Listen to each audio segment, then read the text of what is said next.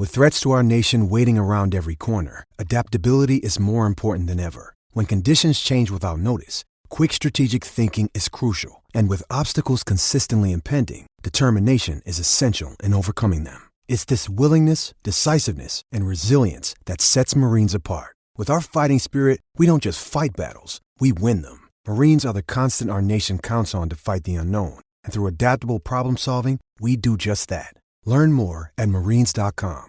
With Lucky Land Slots, you can get lucky just about anywhere. Dearly beloved, we are gathered here today to... Has anyone seen the bride and groom?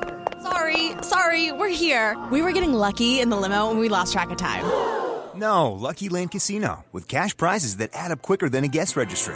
In that case, I pronounce you lucky. Play for free at LuckyLandSlots.com. Daily bonuses are waiting. No purchase necessary. Void where prohibited by law. 18+. Terms and conditions apply. See website for details. It is Ryan here, and I have a question for you. What do you do when you win? Like, are you a fist pumper, a woohooer, a hand clapper, a high fiver? I kind of like the high five, but if you want to hone in on those winning moves, check out Chumba Casino. At ChumbaCasino.com, choose from hundreds of social casino-style games for your chance to redeem serious cash prizes. There are new game releases weekly, plus free daily bonuses. So don't wait. Start having the most fun ever at ChumbaCasino.com. No purchase necessary. VGW. Void where prohibited by law. See terms and conditions. 18+. Harry Edward and Anita Neal, just two Team GB stars you might not have heard of, but you should and you will during this podcast. This is Anything But Footy, the Olympic and Paralympic podcast. I'm John. And I'm Michael. Now, Harry Edward was the first black athlete to compete for Great Britain and win a medal in the 1920 Antwerp Olympics. And Anita Neal, she was a sprinter, and 48 years later in 1968, she became the first black female Olympian from Great Britain. And now, 53 years on, the Team GB story continues after Alice Dearing was named to represent her nation in the marathon swimming. Coming up, we'll hear from her on the importance of creating history. And with the Olympics now this month, yay, we'll also round up the rest of the big team announcements. Yay. Who you should be looking out for in Tokyo: tennis, pentathlon, badminton, weightlifting, canoeing, paraswimming, rowing, fencing. And we're joined by another great British legend who's in charge of the athletics team this year. I am Christian Malcolm. I am the Olympic head coach of British Athletics. More coming up from Christian Malcolm shortly. You can get in touch anytime at Anything But F on Twitter. You can send us a message on Instagram or also on Facebook. You can find us online, our website, anythingbutfooty.com. You can send us a message through there or just drop us an email and we'll pick that up, anythingbutfooty@gmail.com.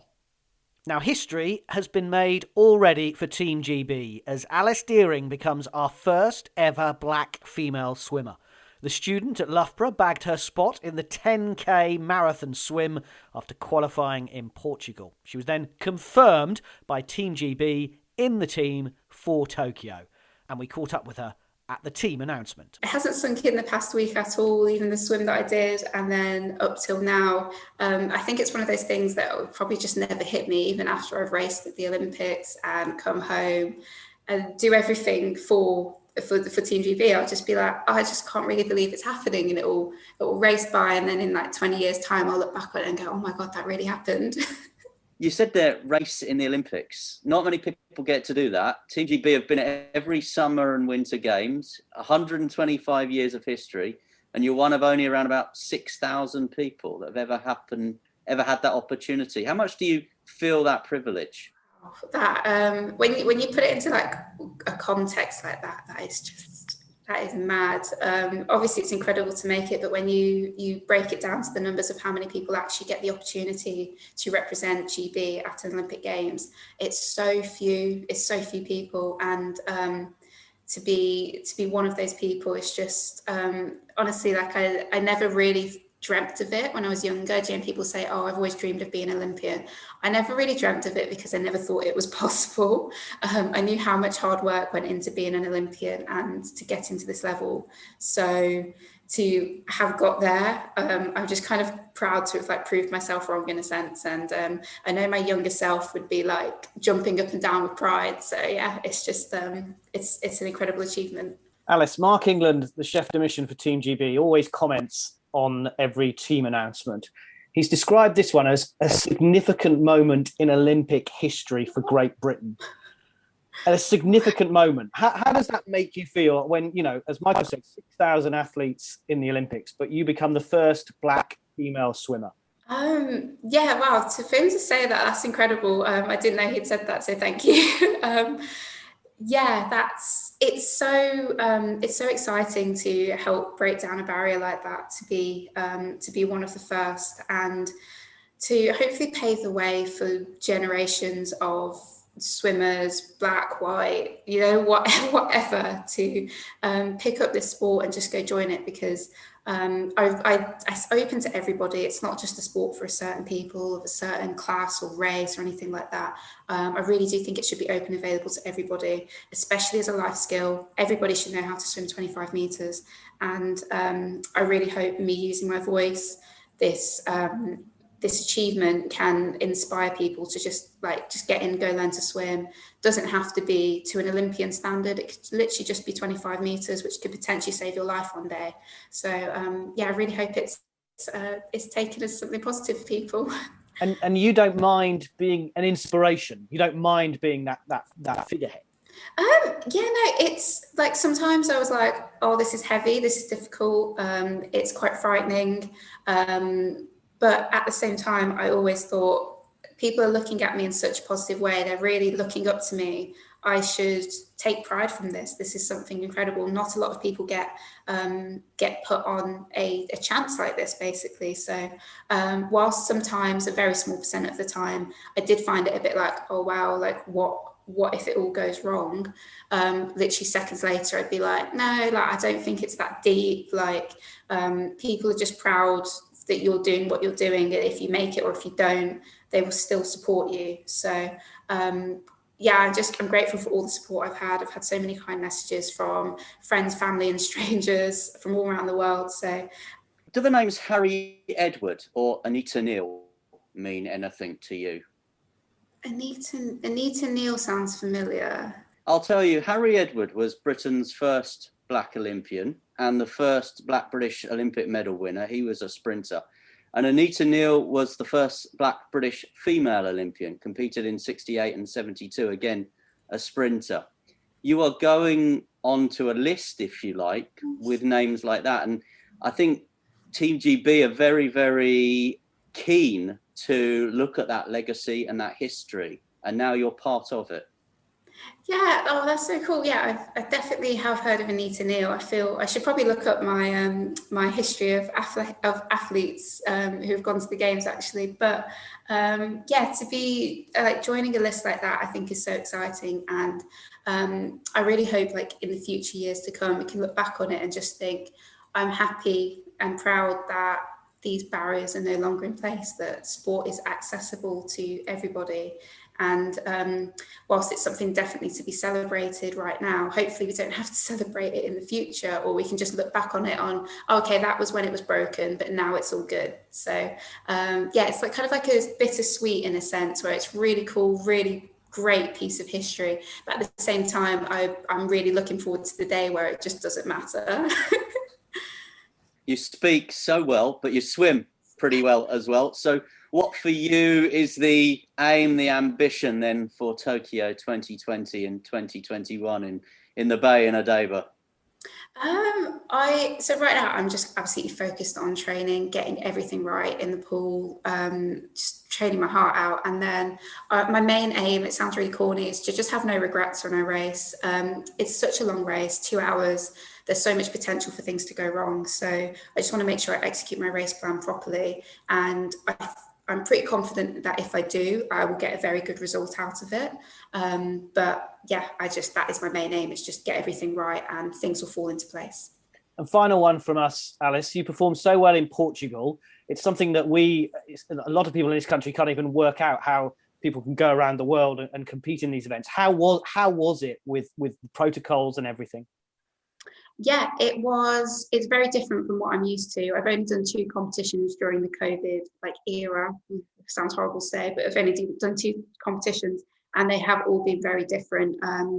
Having to take tests the day before you race, making sure that you're not coming into contact with anyone from any other country where you can potentially form a bubble or anything like that. So if they get it, you have to isolate as well. And there's always that risk of a positive test coming back, and that's game over. So the stakes are a lot higher.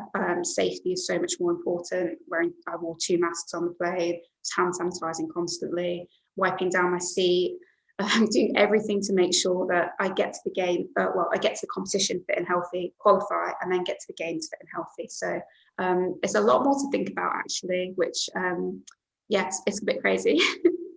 Well, congratulations once again. We thank you so much for talking to Anything But Footy, and we wish you all the best in Tokyo. Thank you so much. Thank you. Very impressive interview that with Alice Deering, I think, John. I think she certainly understands and appreciates the sense of history. And I think also she realises the glass ceiling that she's broken through, and she talks about it very, very well. And I'm really looking forward to seeing her, because the marathon swim is always an exciting event. Anything can happen. It's so difficult. I've tried to commentate on open water swimming in the past in triathlon. It's near on impossible to work out what's going on sometimes. But yeah, for Alice Deering, it is a real landmark moment. And what I'm pleased about is the way the British Olympic Association are quite rightly promoting this story, and in Alice they've got a tremendous spokesperson for it as well. She does speak incredibly well, and you just hope it's the start of something. It was the start of something with Harry Edward and Anita Neal, but it's taken us a long time to recognise. And what we need to make sure is that it doesn't take as long, that we have more black swimmers coming through, and as you say, that glass ceiling is broken, and then it doesn't become an issue, because we see it all the time. And that is what everybody's working towards, and that's what all the sports are working towards. I know that, because we've spoken to a lot of them over the last few weeks and months, but it's really important that we capitalise on this, and she knows that she's under pressure, and she's not daunted by it at all, and that was great to see. She knows the importance of it. She knows she's going to go and do her best, and that's all you can ask, but you just hope it's just the start, and that's what we hope And for. Just a quick final point on that. We are changing the culture in British sport at the moment to reflect many things. And as we record this, there's been 2 key important announcements about culture change. One is that Dame Catherine Granger is continuing as the chair of UK Sport, another 4-year period of time for her. She came into that organisation, had done some fantastic work on creating those medal moments, which is what it was set up to do. But they now needed to add another layer onto that, and that is to create those medal moments, but in the right culture. And Catherine Granger, I'm 100% certain, is the right person to do that. And the other big appointment this week, which feeds into what UK Sport are doing, is the appointment of Chris Boardman at Sport England. And again, I think a tremendous appointment, someone that you and I have spoken to, someone that really understands the importance of how sport can be a game changer in terms of tackling the national health problem that we have, tackling the public health issues we have in this country, getting more people out cycling. Obviously, we know he was a 92 gold medalist in cycling, but so many of those issues that sport and general health, fitness and well-being can improve. And I think with those 2 appointments, Chris Boardman, Catherine Granger, will build on that bigger opportunity that Alice Deering is seeing, certainly in terms of diversity, but bigger opportunity that sport has just in society as well. And I think I echo exactly what you've said on all of that. With Boardman in particular, what I like about it is that, as you say, he's a massive campaigner for cycling. He's actually the Transport Commissioner for Manchester, which isn't, as we know, the second biggest city in the UK. It's the 3rd behind Birmingham and London, but it's a massive area of population.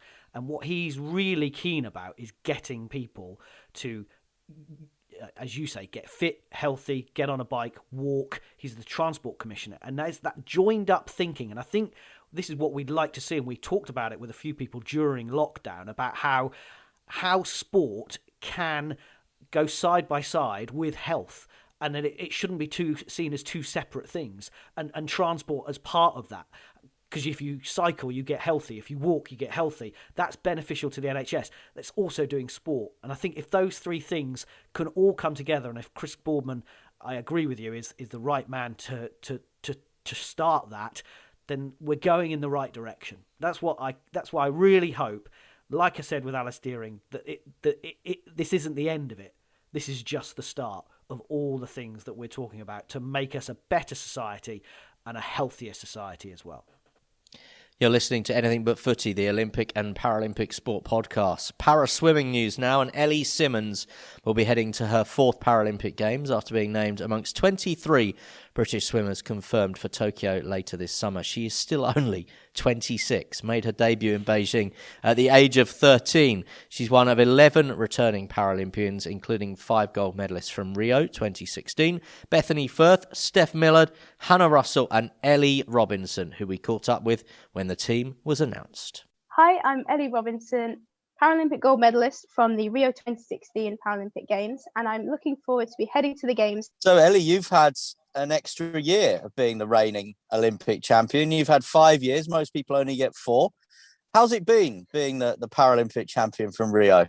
It's been interesting, actually. I don't want to say that I thought about it that much. I think as athletes, we don't like to dwell on the past. I think we probably should. I think one thing that I've definitely learned over the past few years is to celebrate our past achievements more. But I think in the past few years, I haven't actually thought about it that much because I've been focusing on the next goal, the next target, and what I need to do to improve and how I'm going to make those gains. So actually to sit down and to talk to you now and to think about it in that sense, it's really quite nice because it's not something that we get the opportunity to do very often. So actually, thank you. Is it a life-changing experience? Do things open up for you when you get back with a gold medal from the Paralympics?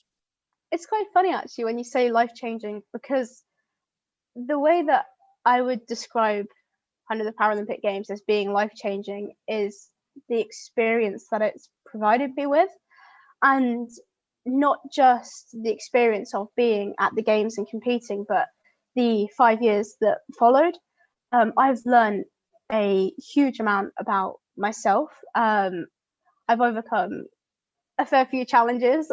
Some of them I can even admit I even put in my own way. And I think that the life-changing kind of aura of being of the Games and kind of the years surrounding it, it's really about the experience that you gain, the challenges you face, and the way that that builds you as a person. And I'm incredibly grateful for the perspective that I have gained and the knowledge that I've acquired in those years, because I do like to say that the person that I was 5 years ago is entirely different to the person sat talking now.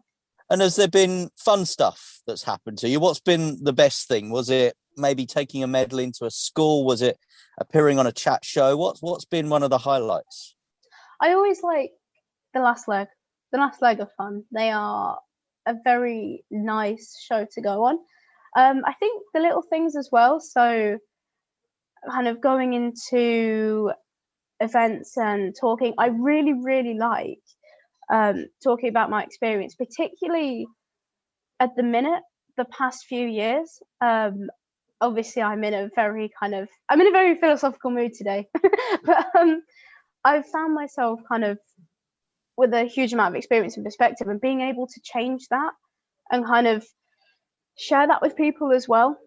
Being able to, particularly young children as well, because I think with social media at the minute, and I think we're kind of creating, I know that when I grew up with this kind of perfectionist attitude, and I think actually going into schools and also just speaking to people and sharing kind of my experience and perspective, I quite like to kind of, I don't know, share this newfound knowledge that I have, that, you know, you don't have to be perfect, and also challenge is quite a good thing, and that's kind of the mentality that I'm quite eager to push. Because I guess it's important that you can't allow yourself to be defined by a couple of minutes in Rio in 2016. Like you say, you've got things that you've had to overcome in the past 5 years, and you've got things that you are now looking forward to.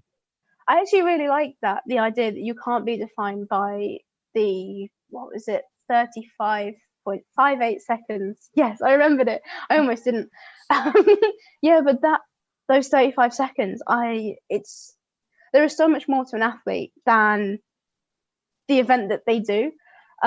It's something that, again, I'm quite eager to push, that people are made up of so many different elements. And it's not only everything that I've learned from sport, but not even sport as well, because as a human being, there are so many different parts of me. I don't like to box myself in or label myself as anything, because I'm hugely interested in history and politics. I'm into kind of my vintage fashion. I like languages.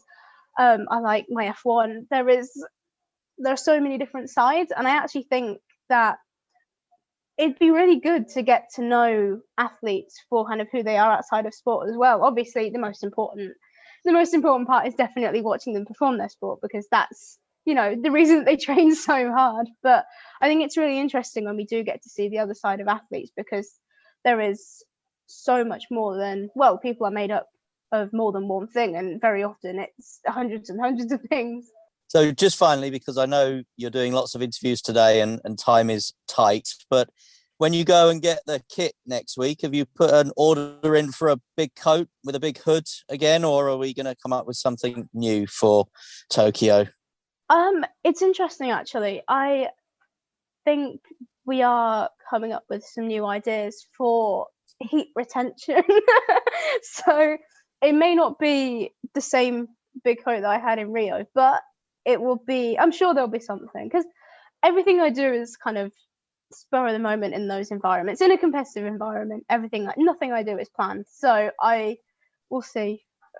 Hopefully I won't embarrass myself as much as I did the last time. Well, we'll leave it on that cliffhanger, and we look forward to seeing what you wear on the blocks in Tokyo. And it's wonderful to catch up with you again. Thanks so much. Thank you. Me speaking with Ellie Robinson, who's part of the para-swimming team. Unfortunately, Alice Tai, who won 7 gold medals at the 2019 World Para-Swimming Championships in London, has had to withdraw from this summer's Paralympic Games with an elbow injury.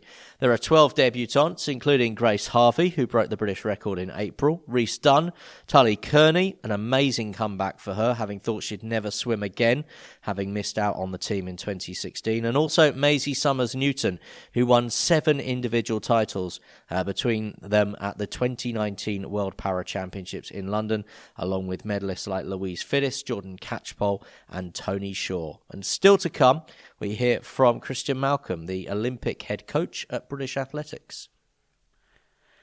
Yeah, looking forward to that. He really, really speaks about the team and who's in it, and how tough it was to pick that team, and also how easy it was as well. But 7 players have been picked for Team GB to challenge in badminton, including Rio bronze medalist Marcus Ellis. He booked an automatic spot in the mixed doubles with Lauren Smith, finishing ranked 8th in the world. Smith will also compete in the women's doubles with Chloe Birch, who's making her Olympic debut. Kirsty Gilmore is now a 2-time Olympian in the women's singles in badminton. A newbie, Toby Penty, goes in the men's. Ben Lane and Sean Vendy go in the men's doubles. And I would say, Michael, an impressive number and some new names too for a sport that, of course, we know lost its funding after Rio, despite Marcus's and Chris Langridge's first ever men's doubles Olympic medal for Great Britain. And also worth saying, talking of firsts and what a great achievement it is, Paralympics GB, of course, have picked their team, Jack Shepherd and Dan Bethel, who will make history when they become the first players to represent badminton at a Paralympic Games in Tokyo. It's making its debut. Seems a weird thing to say that badminton wasn't in the Paralympics, but it hasn't been. It will be in Tokyo. Yep, one of a number of new sports. Para-taekwondo is another one, of course. Back to the Olympics, and Rio 2016 Olympians Kate French, Joseph Chung and James Cook will once again all return to compete for Team GB this summer in Tokyo in the sport of modern pentathlon. The shooting, swimming, riding, fencing and running event also sees Joanna Muir make a debut. She is ranked number 1 in the world. Now, 65 names have been added to the roster for Team GB from the sport of athletics. Some say the biggest and best sport of the Olympics. I couldn't possibly comment. I did write the script, though. Household names and world champions Dina Asher-Smith and Katerina Johnson-Thompson, subject to proving her fitness, lead the list, along with some debutants and young stars to watch out for. It follows a generally successful weekend in the sunshine in Manchester at the British Championships, apart from Mo Farah, who missed out on qualifying in the 10K again, something of course he's won in the last 2 games in London and Rio. But what about the athletes who have been named? Let's catch up with Olympic head coach at British Athletics, Christian Malcolm. And this must be, for you, a proud day, an important day, because for the first time ever, you're going to be leading a British team to an Olympic Games. Yes, it's very proud. I'm very proud of this opportunity, but this is not about me. This is about the athletes and about them being selected to represent their country at the Olympic Games. So we've done that. We've selected a team, a very young team, I feel, but it is very much a team that I feel can go out there and perform well and maybe give them some of that experience as well for 2024 going forward. So 65 have been added to the squad today. We've had, I think, 7 previously named as well. What kind of shape are the British athletes in heading to this delayed Olympic Games? Yeah, a lot of them seem to be in fairly good shape, especially judging by the trials and what we've seen over the weekend. We had some very good, exciting races, especially around the middle distance. The 800 and the 1500 was very exciting. The sprints are always interesting. I found the women's 400s was very good this weekend, as well as the 5Ks. And we've got a few field eventers that seem to be thrown quite well, with Lawrence Okoye coming back into the fold, which he seems to be getting there right now. You mentioned the performances at the weekend. In some ways, it makes it a lot easier picking the team. Yeah, but I think that's the opportunity for the athletes. I know for me, certainly as an athlete, what you want to do is take it out of the selectors' hands, right? You want to be able to be the first 2 past the post and at the qualifying time. So, that's your opportunity to go out there and actually do that. Who was the easiest pick? When you look at that, when you look at your names, you go, oh, that was the easiest one. Well, there's a few easy ones because there's quite a few of them who had the automatic qualifying already and just had to come first too. So there was a fair few there. We know about some of our world champion women. We know about Dina Asher-Smith going for 3. How is Katerina Johnson-Thompson? How long do you give her before you have to make a decision? We'll give her another week or 10 days. She's in pretty good shape at the moment. She does have a competition coming up in the next week, which she'll participate in. So, we'll get a bit more information then where she's at. But training-wise, she seems to be going really well. And the other standout name for a lot of people is Keely Hodgkinson, who's a teenager and seems to have come in the last year or so. And that strength and depth that we talk about in middle distance running at the minute must be really pleasing for you. Oh, yeah. Keely's a fantastic talent. And I think she showed a lot of maturity on the weekend by the way she handled the race. Gemma Riki and Laura Muir are world-class athletes in their own. And the way she ran that race on the weekend, particularly the last lap, was very impressive. But also we look at the likes of Holly Bradshaw, jumping 490 was absolutely amazing and just showed that she's staking a claim for maybe a medal at the Olympic Games as well. One of the new events, Christian, for the Olympics anyway, is the mixed relay. We've got a pretty good, strong, certainly women's 4x4 at the moment. Yeah, we have. We've got some youngsters coming through like Amma Pippi, Nicole Jurgen, just to name a few. We looked at the mixed relay and we thought there's just a real opportunity there. The female athletes are performing quite well. We've got a few young guys coming through in the 400s. Obviously, we've got Matt Hudson-Smith there as well. But we do feel it's a real big opportunity for us. I joked about how easy the decisions were because of Manchester. Zarnell Hughes was obviously a big decision. The fact that he was disqualified before actually racing, but he is in the 100 metres. Yeah, he is. If he was there, you've seen his semi-final, his 10.06 was very impressive. He has been running very well all season, to be fair to him. And it's unfortunate for him that he did get disqualified in that final. I think he was looking to go sub-10 in that final, and I actually think he would have pushed CJ Uja to maybe go under sub-10. So he's been in good shape. And talking of British male sprinters, is this the time Adam Jamili delivers that individual medal on the World Olympic stage, Christian? Oh, we all hope so. He's been so close on so many occasions. Obviously with Rio, with Doha, he's just been right there. And I'm missing out by, less than 100th of a second. Really missing out on the medal is obviously hard. It's a bit of pill to swallow for him. But the thing with Adam, what I like about him, he just seems to always turn up at the big occasions. No matter what's going on early season, he slowly starts to get better and better and better.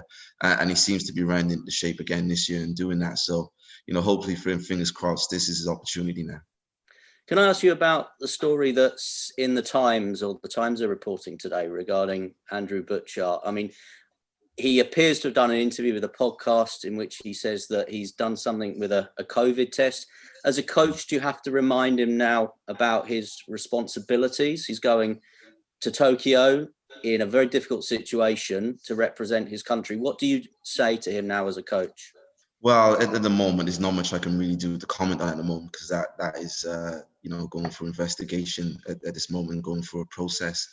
But, us as Team GB and British Athletics, we're very fortunate to have some of these exemptions to be able to travel in sport. So we take this matter very seriously. No Mo Farah, of course, with what happened at the weekend. Have we seen the last of him in a British vest, do you think, Christian? I hope not. I hope not. I've known Mo since he was a young athlete and seen him come through. It's one of those things, you don't want the greats to ever finish. You want it to keep going and keep going and keep going.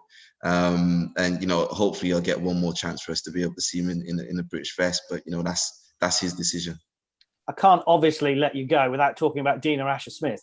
I mean, she is an absolute worldie, going hopefully maybe for 3 Olympic medals this time. Oh, yeah, she's fantastic. And one thing I like about Dina is her temperament. She's always focused. She knows what she wants. She's very professional the way she goes about things.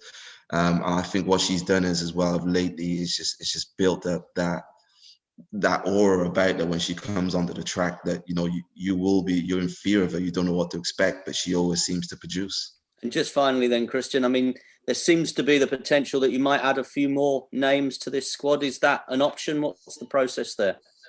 Yeah, so we have to wait for the roll down system. There are a few athletes which are named, but we have to wait until World Athletics have come back with the rankings and who's going to be involved in that. So hopefully we could possibly add another between 8 and 5 athletes to the team. Well, all the very best to you and your cohort. We wish you all the best in Tokyo. Cheers. Thanks very much. Thank you. I think, Michael, looking at that British squad, you would think 65 names, there may be a few more added on, as you rightly said, to Christian. You kind of think that's the right level, and there's some bigger names that we've talked about there, but there's also some young names, as you mentioned, Keely Hodgkinson being one of them, a real superstar potential in the women's middle distance. Yeah, 65. I always think we seem to send a lot of athletes to the games for the medals that are returned, but I think athletics, as we know, is probably the hardest sport to win a medal in that you've got 200 nations and territories going to the Olympics, and pretty much every one of them is sending someone in the sport of track and field. Also, you just need to look at the way that those numbers are increased by relays, and relays will be interesting, as we've heard there from Christian, in these games, because we're going to have some mixed relays. So, initially my first glance was 9 4x400 metre relay runners in the women's squad.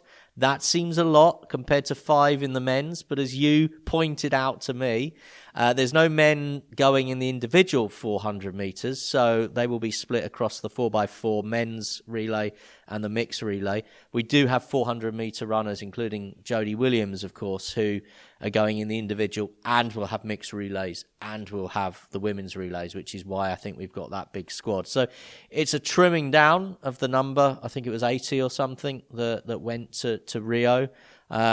It will be interesting what the medal return is. Relays. And we didn't actually press Christian on a medal target because I don't think we're not doing them this time. I bet they are privately, though.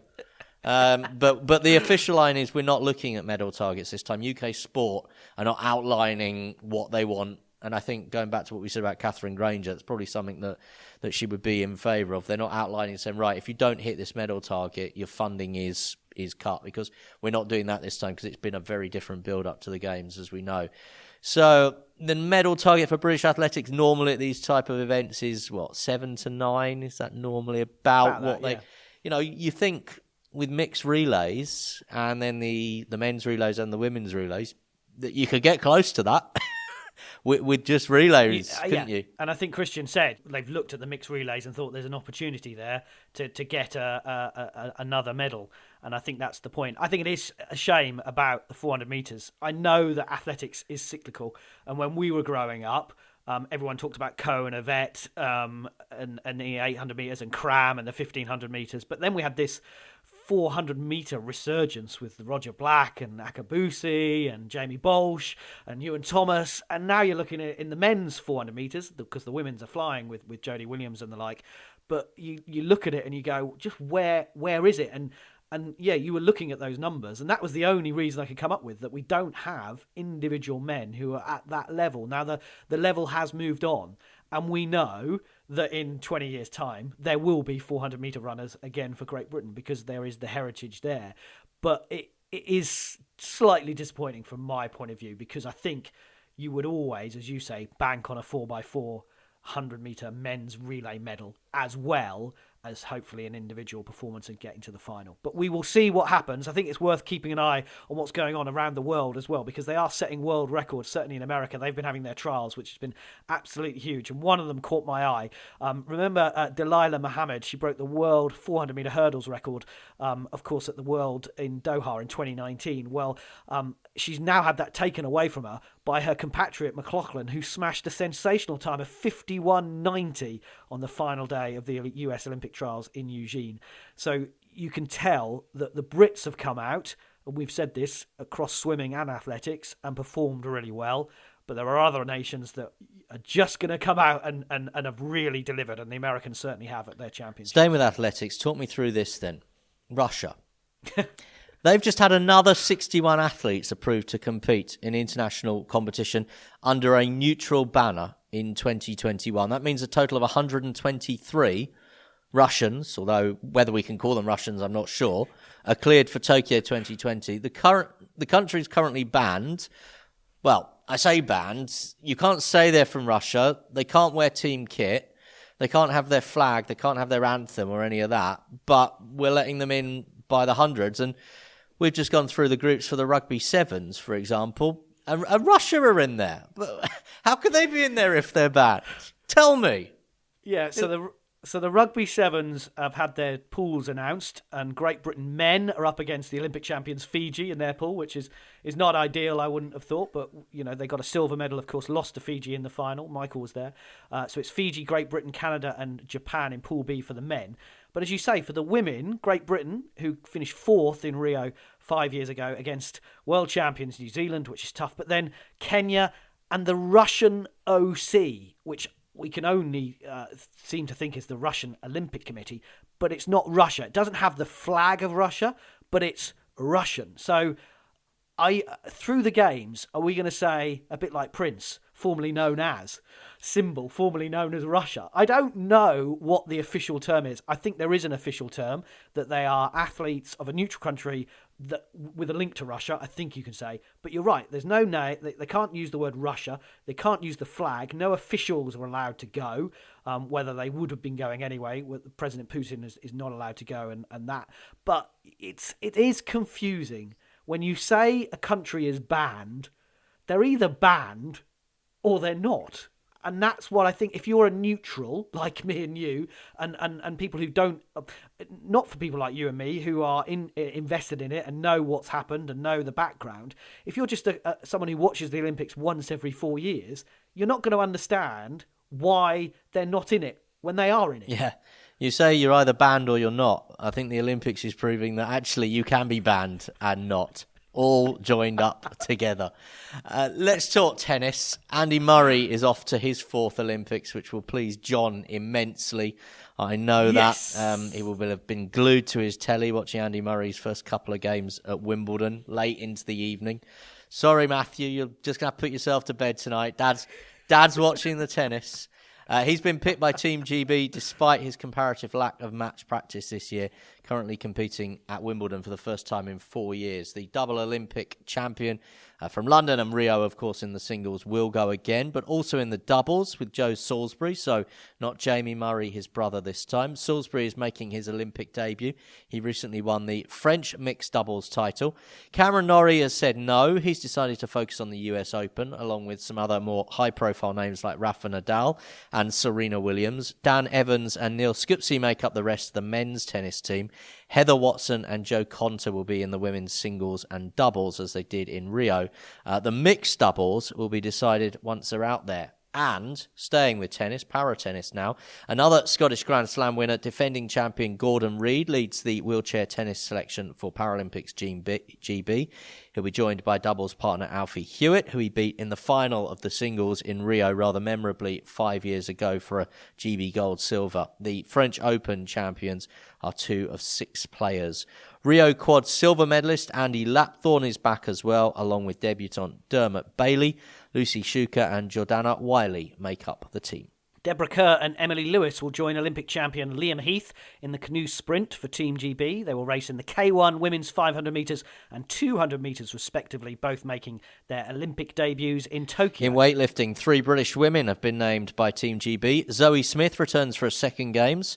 The Commonwealth champion in 2014. I memorably remember her doing some flips after she won that. Silver medalist in 2018 made her Olympic debut at London 2012, aged 18. 3-time European Championship gold medalist in Moscow this year, Emily Campbell. And Sarah Davis, who won 3 silvers, also set to make their debuts in Tokyo. And you can't mention Sarah Davis without also mentioning that she was a beauty queen. Everyone always says that about her. It's like Sophie Hitchin being a former ballet dancer. If she had a pound every time, she'd be a rich young lady. You heard it here first, or maybe you didn't. 3 reigning Paralympic champions and 5 debutants have been selected to compete for Paralympics GB in rowing. Current world champions Lauren Rolls and Lawrence Whiteley will be out to defend their Paralympic title again in the mixed double sculls. James Fox was part of the gold medal winning crew that won the mixed coxed 4 at Rio. This time he'll be joined by debutants Ellen Buttrick, Giga Rakowski, Ollie Stanhope and Erin Kennedy, the Cox. They won the world title in 2019 and 2021 European Championships in Italy as well. In para-fencing, Piers Gulliver, who won a silver medal at Rio in 2016, is back for Paralympics GB in a 4-strong fencing team.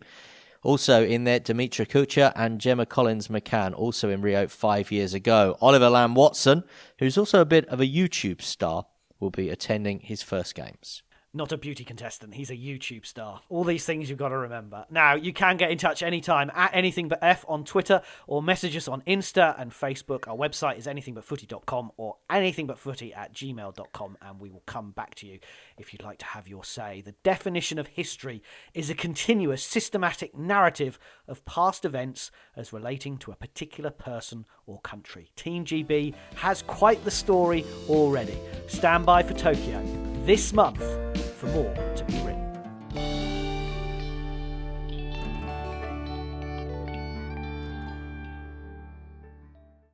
Sports Social Podcast Network.